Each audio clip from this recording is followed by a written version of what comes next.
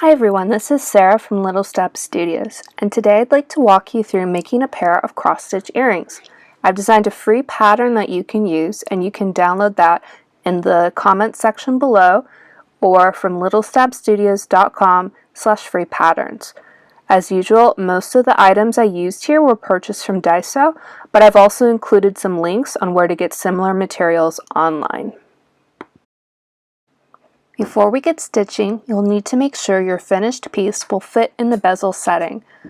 My pack actually came with a template, so I cut it out and I traced 2 of the circles on my linen. I used Leonis water pens, which are really nice because you can draw anywhere. They won't erase in air, but as soon as you put them in water, the marks will disappear. I've also included a link on where you can find some of those. And I also wanted to add about a 1/2 inch or 1 centimeter border all around, so I know that I'm going to have enough fabric because we're going to be wrapping this around the insert piece. And just for reference, my piece is about 2 centimeters wide. I designed my piece to easily fit inside when stitched 1/1 on 32 count linen.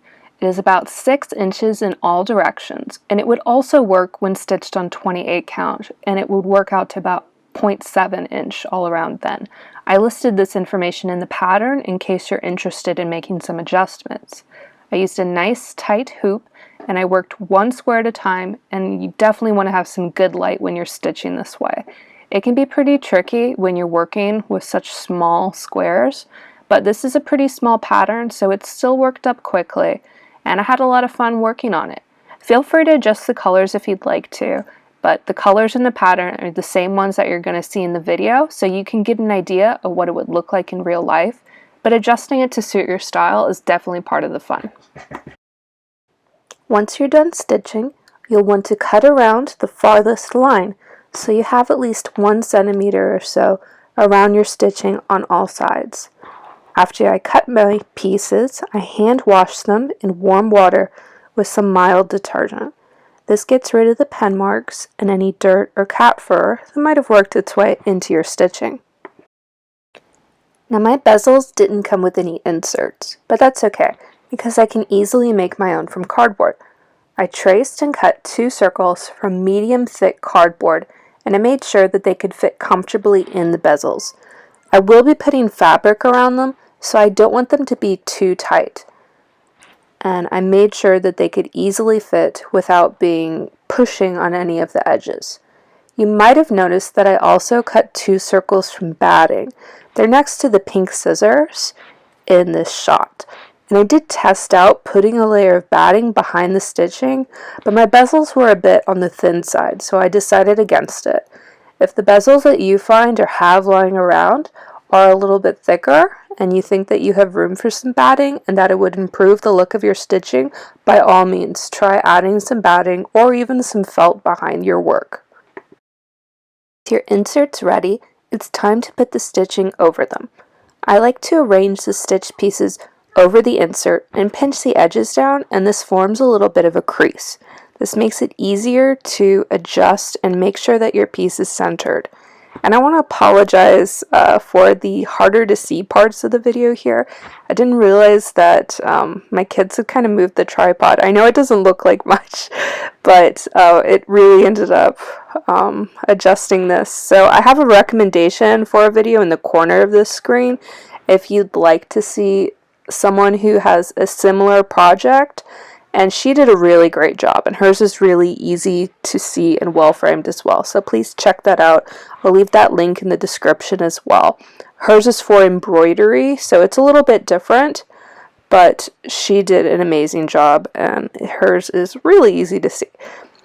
So anyway, I took some matching embroidery thread, and I think I used 3 strands because I divided it between the 2 pieces.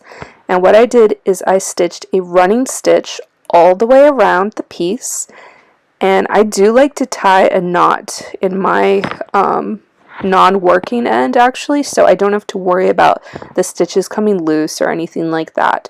But you will be pulling that end of the thread later, so you want to make sure that it's not too tight and you have a little bit of a tail. So you don't want to stitch too close to this cross stitching because if you do, then your stitching for the running stitch will show through on the finished piece, but if your stitching is right by the edges, it could accidentally rip out, especially if the holes on your linen are a little bit on the loose side. So I tried to keep it about 1/4 of an inch or half a centimeter or so from the edge, and this worked out really well because I had enough fabric that it could easily gather, but you didn't see any of the stitches on my finished pieces.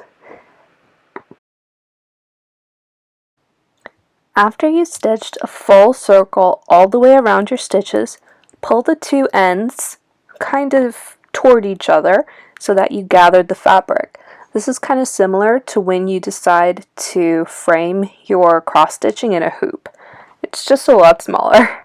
And I put my thumb in the middle of this so I could actually make sure that there would be plenty of room for me to put the insert in when I was done. So I put the insert in, and then you want to move it around a bit so that it's centered pretty well, and then you want to pull the thread very tight. And then once it's tight, you should still be able to make some slight adjustments and move it around a little bit if it's not quite to your taste. If there's any bumps or anything, all you need to do is put another stitch behind that, and then you want to pull it towards the center, so usually in the opposite direction of where you entered your stitch. And you can do that a few times, and then once you're happy with the look, just tie it off and cut the excess thread. Now your stitch pieces should be ready to mount. For this part, you're going to want your settings ready and some really strong glue that is appropriate for working with metal. So you want to spread a thin layer all over the bottom of the bezel. Then you can carefully place your piece inside. You want to make sure that you have the top of your piece where the hoop is for attaching a chain or a jump ring to. Now attach some clamps to ensure it will be well connected on all of those sides. I'm using some clear plastic clamps here. You could also use some clothespins if you have some, or something like clover clips.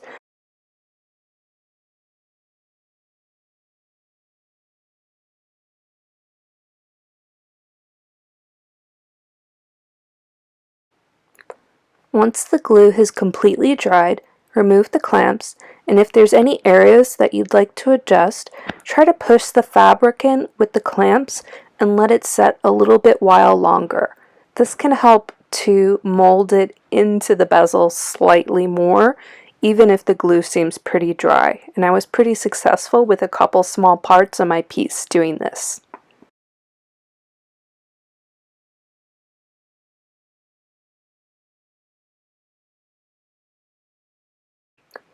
If you'd like a simple earring, take an earring hook and open the loop slightly.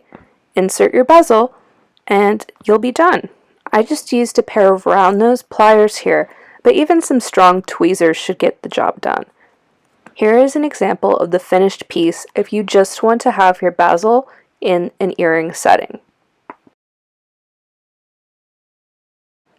Personally, I do like slightly larger earrings, so I decided to attach a pearl-like bead as well. I took an eye pin and I inserted my bead. With my pliers, I bent the wire at a 90-degree angle. I used some small wire cutters to cut all but about half a centimeter or 3/8 of an inch of the wire. Then I picked up my round nose pliers again and I bent the wire back around the opposite way. Now, I'm really not very good at making loops, and I fully own up to that. So I've included a link to a better demonstration video for this technique as well, if you're new to jewelry making like I am. And you should now have your bead with two wire-made loops on either end. One of them was pre-made using the eye pin, and one of them we just made. Attach the bezel to one loop and the piercing to another. It doesn't really matter which one you decide for each part.